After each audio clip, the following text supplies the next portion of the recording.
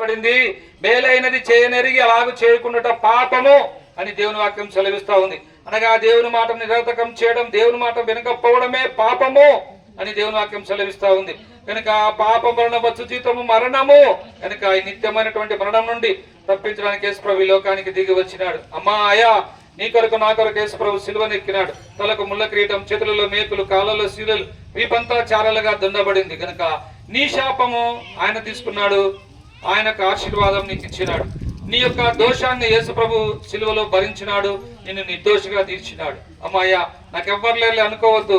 నీ బాధ ఎరిగినటువంటి దేవుడు, నీ కష్టం ఎరిగినటువంటి దేవుడు, నీ దుఃఖం ఎరిగినటువంటి దేవుడు, నీకు తోడుగా ఉండాలని ఇష్టపడే దేవుడు, నిన్ను ఆశీర్వదించాలని ఇష్టపడేటటువంటి దేవుడు. కనుక ఈ ఉదయకాల సమయంలో, ఈ యొక్క సాయంకాల సమయంలో ఈ మాటలు వింటున్న నువ్వు ఎవరైనా సరే, నీ జీవితంలో శాంతిని కోల్పోయి, సమాధానం కోల్పోయి, నెమ్మది కోల్పోయి బాధపడతా ఉన్నావా? యేసుప్రభు చెంతకురా.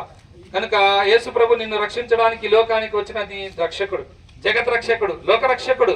నిన్ను రక్షించడానికి వేరే మార్గం లేనే లేదు. ఎందుకు అంటే ఆయన నిన్ను ఏ విధంగా రక్షించగలడంటే, నీ కొరకు ప్రాణం పెట్టిన వాళ్ళు లోక చరిత్రలో ఎవ్వరు కూడా లేరు. యేసుప్రభు ఒక్కడే నిన్ను ప్రేమించి నీ కొరకు సిలువలో ప్రాణం పెట్టి ఆయన తిరిగి లేచినాడు. లోకంలో ఉన్నటువంటి సమాధులన్నీ మూయబడి ఉన్నాయి, యేసుప్రభు సమాధి మాత్రమే తెరవబడింది. ఇప్పటి కూడా వెళ్ళి చూసి వస్తా ఉన్నారు. కనుక ఆయన సిలువలో మరణించి తిరిగి లేచినాడు, ఒక దినాన రాబోతా ఉన్నాడు. సోదరి సోదరుడా, ఈ లోకంలో ఎంతకాలంలో పాపంలో జీవిస్తావు, పాపంలో మరణిస్తావు. పాపం వలన వచ్చు జీతం నుంచి విడిపించడానికి యేసుప్రభు లోకానికి వచ్చినాడు.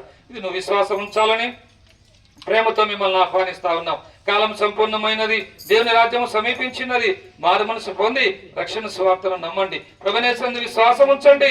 అప్పుడు మీరును మీ ఇంటి వారిని గొప్ప ఆత్మరక్షణ, పాప క్షమాపణ, పరలోక రాజ్యం మీరు పొందగలరు. ప్రియమైన సోదరి సోదరుడా, యేసుప్రభు వారి గురించి మీకు ఇంకా ఎక్కువగా తెలుసుకోవాలని మీ మనసులో ఆశ ఉంటే, ఇక్కడ నందలూరులో జెండామాన వీధిలో పెనియల్ ప్రార్థనా మందిరం ఉంది.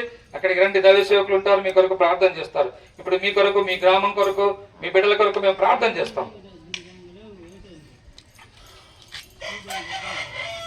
ప్రేంగల మా ప్రభు, మీ పాదములకు వందనాలు. ఈ దుర్గాపురం గ్రామం ప్రేమించిన దేవానికి వందనాలు. ఇక్కడ ప్రజలతో మీరు మాట్లాడుతూ వచ్చినందులకే వందనాలు. ఈ లోకంలో చూస్తున్నదంతా కూడా గతించిపోతుంది.